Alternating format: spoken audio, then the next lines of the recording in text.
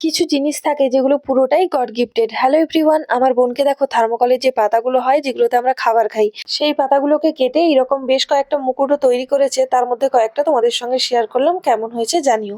এবার চলো কলকায় যাওয়া যাক। আমি তো শুয়েছিলাম আর আমার হাত নিয়ে বোন বলছে চল আজকে তোর হাতের উপর কলকা করি আর তারপর থার্ড ডেমো লুকটা ক্রিয়েট করব। আর আমি এদিকে ওকে বলছি ঠিক আছে তুই কলকা কর, আমি একটুখানি ঘুমিয়ে নিই। যতই আমি ওকে বলি না কেন তুই কলকা কর আমি ঘুমোই, ঘুম কিন্তু আমার হয়নি। এই হাত মেখে যাবে, এই ঘেঁটে যাবে, এই হাত নাড়িয়ে দিচ্ছে। যাই হোক, অনেক বকাবকি করে আমাকে কলকাটা কিন্তু কমপ্লিট করেছে। আর এখন না ও প্রতিনিয়ত কলকা প্র্যাকটিস করছে বাড়িতে। আস্তে আস্তে কিন্তু বেশ সমস্ত কাজেই কিন্তু পটু হয়ে যাচ্ছে। কলকা থেকে, মুকুট থেকে, মেকআপ করা, শাড়ি পরানো, সমস্ত কিছু পারে। আমি আবার এগুলো কিছুই পারি না। কলকাটা যদিও বা মোটামুটি পারি, আর বাদ বাকি জিনিস তো আমার দ্বারা হয় না। মেকআপটাও পারি মোটামুটি করতে, মানে নিজের মতো কাজ চালিয়ে নেওয়ার মতো হয়ে যাবে। সব সময় তো আর লোকের দেখে সবকিছু হয় না, নিজের চেষ্টাটাও লাগে। আজকে যদিও নিজের থেকে চেষ্টা না করতো তাহলে কিন্তু কলকাটা শিখতেও পারতো না।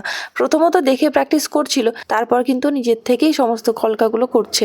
এমনকি মাথার মুকুটগুলো নিজের থেকে কেটে তৈরি করছে, যাতে কম খরচে ও লুকটা ক্রিয়েট করতে পারে। তো এই ছিল আমার ফাইনাল লুক ও ক্রিয়েট করেছে। কেমন হয়েছে তোমরা কিন্তু অবশ্যই কমেন্ট বক্সে জানিও। মাঝখানে কিন্তু ও বাপিকে ডেকেছিল লুকটা কেমন ও ক্রিয়েট করেছে সেটা দেখানোর জন্য। তো বাপি এসেছিল আর আমার তো ভীষণ লজ্জা লাগছিল। আর বাদ বাকিটা তো তোমাদের চোখের সামনে। কেমন লাগছে আমাকে দেখতে আর ও কেমন সাজিয়েছে সেটা কিন্তু অবশ্যই কমেন্ট বক্সে জানিও। আমার তো নিজেকে দেখে পুরো বউ বউ বলে মনে হচ্ছে। আর একটা ব্যাপার কি জানো তো, আমার একটা বেনিফিটও রয়েছে এক্ষেত্রে। আমার বোন যেহেতু মেকআপ শিখছে, পরবর্তীতে ও মেকআপ আর্টিস্ট হয়ে যাবে, তখন কিন্তু আর আমাকে আলাদা করে মেকআপ আর্টিস্ট বুক করতে হবে না, কারণ আমার বাড়িতেই তো রয়েছে মেকআপ আর্টিস্ট, তাই না বলো?